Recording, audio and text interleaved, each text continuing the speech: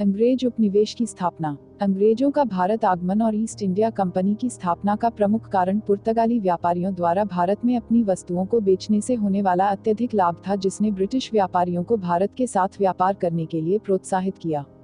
अतः पुर्तगाली व्यापारियों की व्यापारिक सफलता से प्रेरित होकर अंग्रेज व्यापारियों के एक समूह मर्चेंट एडवेंचर्स ने 1599 में ईस्ट इंडिया कंपनी की स्थापना की। महारानी स्वयं भी ईस्ट इंडिया कंपनी की साझेदार शेयर होल्डर थी। पश्चिम और दक्षिण में विस्तार। बाद में 1608 में ईस्ट इंडिया कंपनी ने शाही संरक्षण प्राप्त करने के लिए कैप्टन हॉकिंस को मुगल शासक जहांगीर के दरबार में भेजा। वह भारत के पश्चिमी तट पर अपनी फैक्ट्रियां स्थापित करने हेतु शाही परमिट प्राप्त करने में सफल रहा। 1605 में इंग्लैंड के राजा जेम्स प्रथम ने सर थॉमस रो को कंपनी के लिए और अधिक छूटें प्राप्त करने के उद्देश्य से जहांगीर के दरबार में भेजा। रो बहुत कूटनीतिज्ञ था और अपनी कूटनीति के बल पर वह पूरे मुगल क्षेत्र पर स्वतंत्रता पूर्वक व्यापार करने हेतु शाही चार्टर प्राप्त करने में सफल रहा। बाद के वर्षों में ईस्ट इंडिया कंपनी अपने आधार को विस्तृत करती गई। कंपनी को पुर्तगाली, डच और फ्रांसीसी व्यापारियों द्वारा प्रस्तुत चुनौतियों का भी सामना करना पड़ा। निर्णायक क्षण तब आया जब 1662 में इंग्लैंड के चार्ल्स द्वितीय का विवाह पुर्तगाली राजकुमारी कैथरीन से हुआ और इंग्लैंड को बम्बई दहेज के रूप में प्राप्त हुआ। इंग्लैंड द्वारा 1668 में बम्बई को 10 पाउंड प्रतिवर्ष की दर पर ईस्ट इंडिया कंपनी को सौंप दिया गया।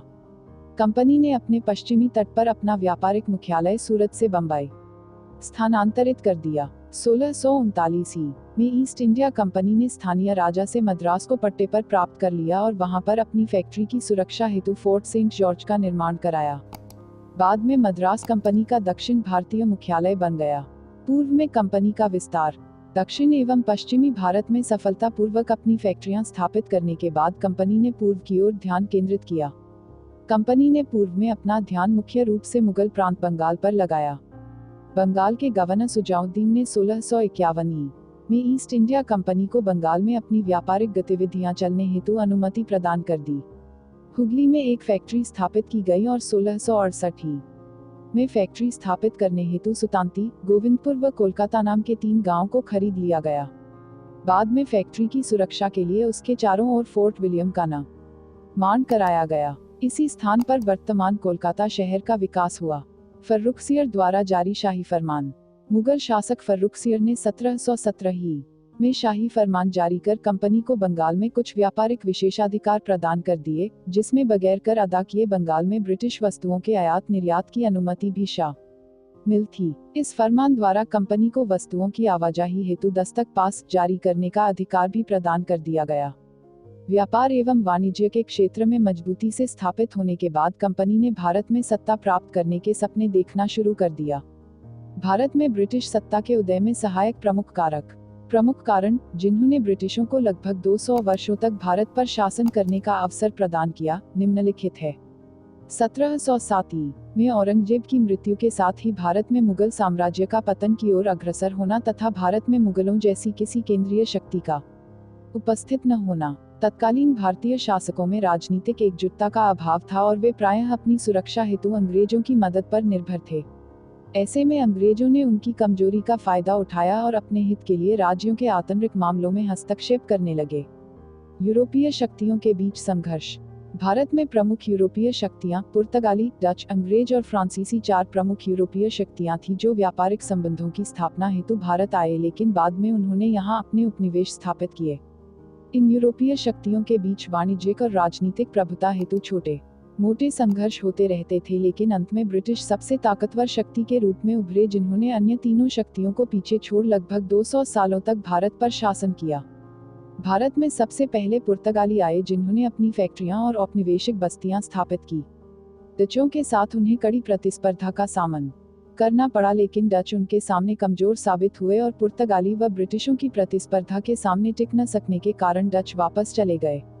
मुख्य प्रतिस्पर्धी ब्रिटिशों को भारत में प्रवेश करने के समय से ही डच, पुर्तगाली और फ्रांसीसी शक्तियों से प्रतिस्पर्धा करनी पड़ी थी, लेकिन पुर्तगाली व डच प्रतिस्पर्धी न तब अधिक गंभीर थे और न ही अधिक सक्षम। अतः ब्रिटिशों के सबसे मजबूत प्रतिद्वंदी फ्रांसीसी थे, जो भारत में सबसे बाद में आए थे। ब्रिटिशों द्वारा भारत के व्यापार एवं वाणिज्य पर पूर्ण एकाधिकार प्राप्त करने के प्रयासों ने फ्रांसीसियों के साथ उनके संघर्ष को जन्म दिया। 1744 से लेकर 1763 के मध्य के 20 वर्षों में वाणिज्यिक व क्षेत्रीय नियंत्रण के उद्देश्यों को लेकर ब्रिटिशों व फ्रांसीसियों के मध्य 3 बड़े युद्ध लड़े गए। अंतिम और निर्णायक युद्ध 22 जनवरी 1763 को बांदीवाश में लड़ा गया था। कर्नाटक युद्ध कर्नाटक और हैदराबाद दोनों राज्यों में उत्तराधिकार को लेकर विवाद था, जिसने ब्रिटिश और फ्रांसीसी शक्तियों के लिए मध्यस्थ की भूमिका निभाने के द्वार खोल दिए। इन दोनों यूरोपीय शक्तियों अपनी आपसी शत्रुता की आड़ में कर्नाटक और हैदराबाद के उत्तराधिकार हेतु अलग अलग भारतीय दावेदारों का समर्थन की या उत्तराधिकार के इस संघर्ष में पोंडिचेरी के गवर्नर डुप्ले के नेतृत्व में फ्रांसीसियों की जीत हुई और अपने दावेदारों को गद्दी पर बिठाने के एवज में उन्हें उत्तरी सरकार का क्षेत्र प्राप्त हुआ, जिसे फ्रांसीसी अफसर बूसी ने 7 सालों तक नियंत्रित किया। लेकिन फ्रांसीसियों की यह जीत बहुत कम समय की थी, क्योंकि 1751 में रॉबर्ट क्लाइव के नेतृत्व में ब्रिटिश शक्ति ने युद्ध की परिस्थितियां बदल दी थी। रॉबर्ट क्लाइव के नेतृत्व में ब्रिटिश शक्ति ने 1 साल बाद ही उत्तराधिकार हेतु फ्रांसीसी समर्थित दावेदारों को पराजित कर दिया। अंततः फ्रांसीसियों को ब्रिटिशों के साथ त्रिचुरापल्ली की संधि करनी पड़ी। अगले 7 वर्षीय युद्ध 1756-1763 अर्थात तृतीय कर्नाटक युद्ध में दोनों यूरोपीय शक्तियों की शत्रुता फिर से सामने आ गई। इस युद्ध की शुरुआत फ्रांसीसी सेनापति काउंट दे लाली द्वारा मद्रास पर आक्रमण के साथ हुई। लाली को ब्रिटिश सेनापति सर आयाकुट द्वारा हरा दिया गया। 1761 में ब्रिटिशों ने पोंडिचेरी पर कब्जा कर लिया और लाली को जिंजी और कराईकल के समर्पण हेतु बाध्य कर दिया। अतः फ्रांसीसी बांदीवाश में लड़े गए तीसरे कर्नाटक युद्ध 1760 में हार गए और बाद में यूरोप में उन्हें ब्रिटेन के साथ पेरिस की संधि करनी पड़ी। ब्रिटिश सर्वोच्चता की स्थापना कर्नाटक के युद्ध में प्राप्त विजय ने भारत में ब्रिटिश सर्वोच्चता की स्थापना हेतु जमीन तैयार कर दी थी और साथ ही फ्रांसीसियों के भारतीय साम्राज्य के सपने को चकनाचूर कर दिया था। इस जीत के बाद भारत में ब्रिटिश ईस्ट इंडिया कंपनी का कोई यूरोपीय प्रतिद्वंदी नहीं बचा था। ब्रिटिशों को sir Eyre Coote, Major Stringer Lawrence, Robert Clive जैसे कुशल नेतृत्वकर्ताओं के साथ साथ एक मजबूत नौसैनिक शक्ति होने का भी लाभ मिला। इन कारकों के कारण ही वे भारत के विश्वसनीय शासक बन सके।